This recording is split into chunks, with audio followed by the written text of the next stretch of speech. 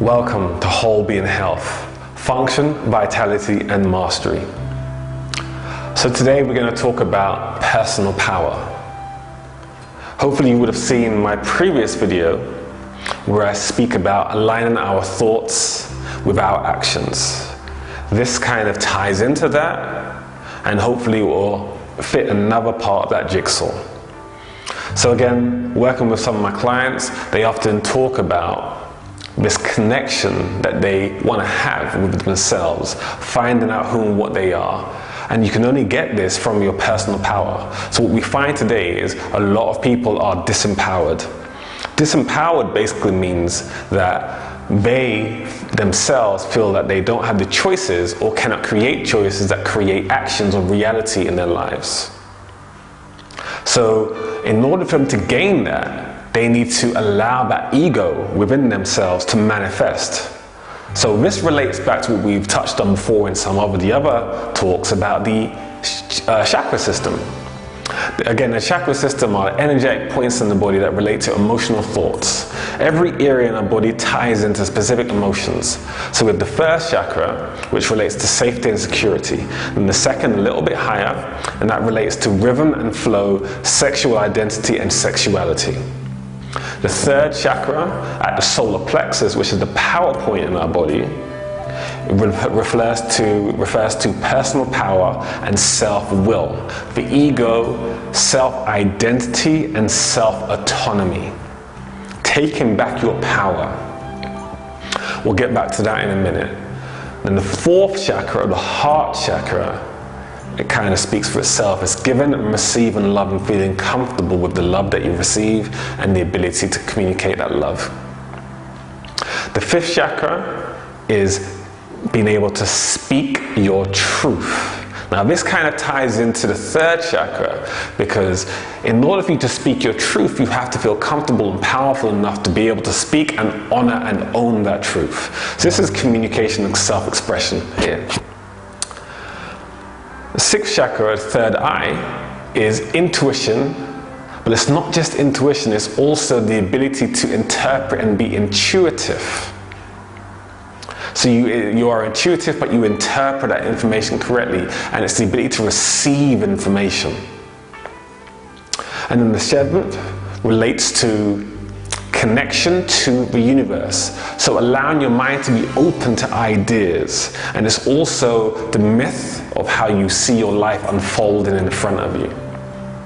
The reason why we call it a myth is because it's your idea, your concept of what you see your life unfolding as, and that determines how you live it. So that's like a quick summary. So going back to that third chakra, the personal power and self-will, self-identity and self-autonomy, a lot of this relates to being who you are. What we find today is a lot of people go through a trinity. The person people see them as, the person people think that they are, and then the real them. And the real them is the person that we're trying to get them to connect with. Connecting with the real them allows them to self-express and be who and what they are. And when you're able to be who and what you are and express yourself and connect to who and what you are as a person, then you are building personal power. And when you build personal power and self-will, then what you're doing is you're allowing yourself to become the person that you were born to be, which basically means you are living your legacy, expressing your personal power, and contributing to the world. Now, that may sound big, but that's why we're here. We are here to become what we were born to be. To become what we were born to be means living authentically.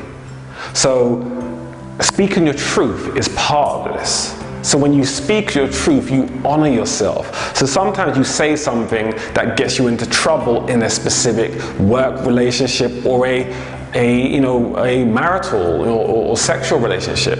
But sometimes in reflection you think about it and you say, you know what? I'm so glad I honored myself and I was being real. And when you keep doing this, sometimes it gets you into problems and sometimes it doesn't. Because sometimes you want to do something and you step up and you do it, and other people say, I'm so glad you did that. You owned it. You became and you become empowered. When you become empowered, you are expressing your personal power. So it doesn't matter if people don't like you or if people do like you. Being authentic to who you are means that you like you first. And when you like yourself first, then everybody else reacts to the authenticity that you express through your self-expression. By doing that, you become empowered and you draw to you what you need in alignment. When you are authentic, you draw to you authentic people. And when they share your circle, you are living in truth and abundance. So hopefully that makes a bit of sense. Hopefully you'll reflect on that and become who you were born to be. Living your legacy every single day. Stay whole, healthy, and whole be in health.